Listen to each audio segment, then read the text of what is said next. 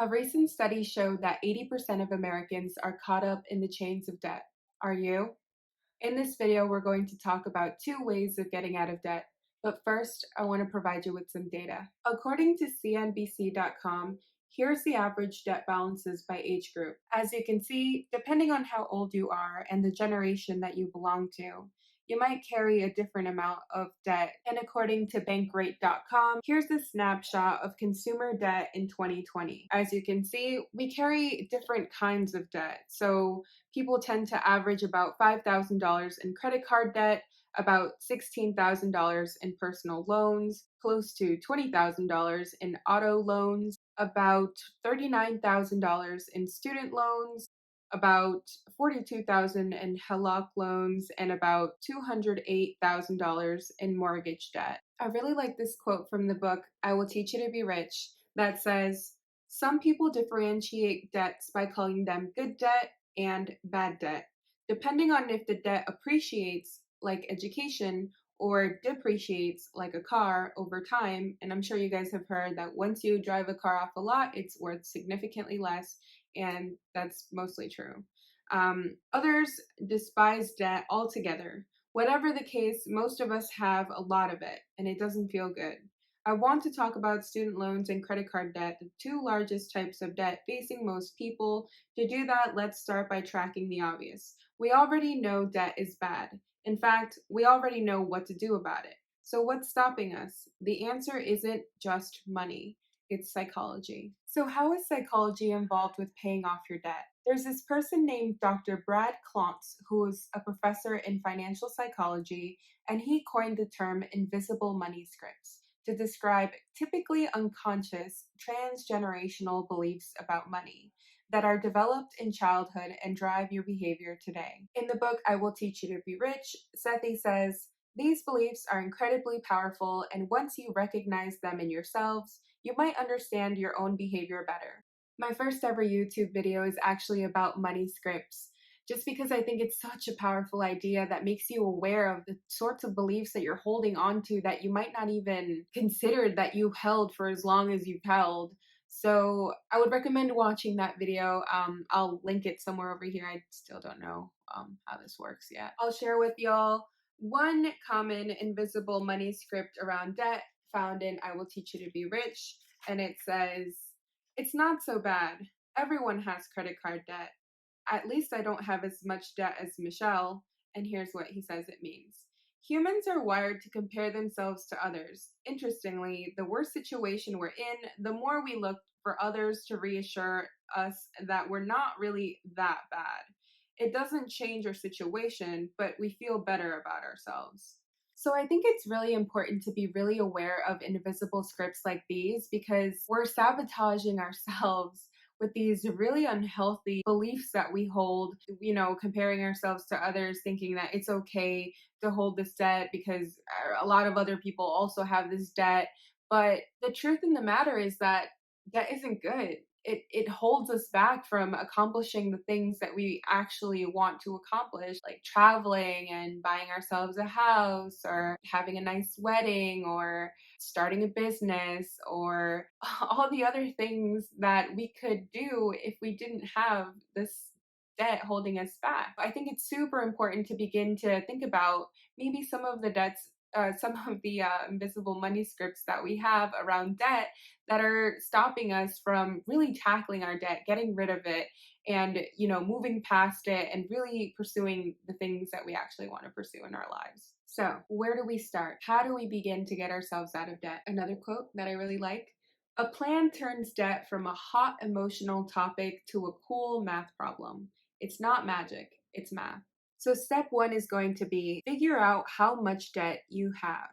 Believe it or not, a majority of Americans don't actually know how much they owe. And for good reason. When you find yourself in a lot of debt, a lot of people tend to neglect maybe their bills come in the mail, they don't want to open them, they don't want to deal with the issue. But the sooner you deal with the issue, the sooner that you get out of it. So here's a table from I Will Teach You to Be Rich to help you get started.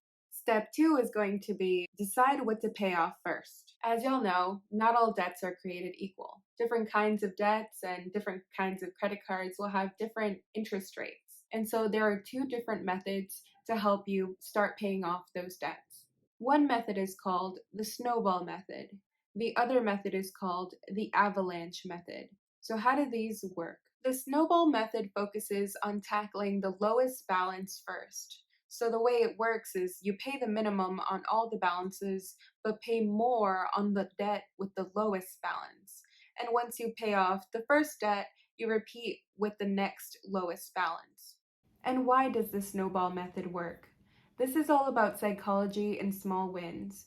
Once you pay off the first debt, you're more motivated to pay off the next one. The other method for tackling debt is called the avalanche method. This method focuses on tackling the highest APR first or the highest interest rate first. So the way it works is that you pay the minimum on all your debts, but pay more on the debt with the highest interest. Once you pay off the first debt, repeat with the next highest APR or the next highest interest debt.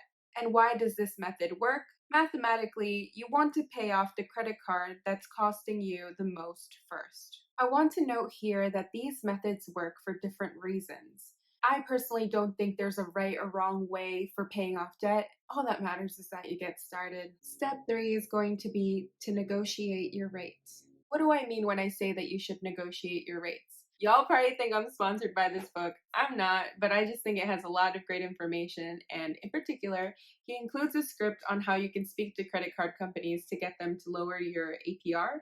So that's a conversation that you can have that could potentially result in getting yourself a lower APR for your credit cards.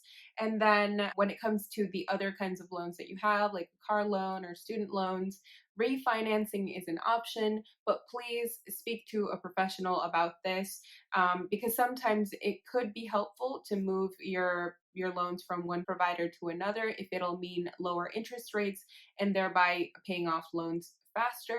However, again, please speak to a professional about this so that you can see if it ends up being something that could help you get out of debt faster. Step 4 is decide where the money will come from.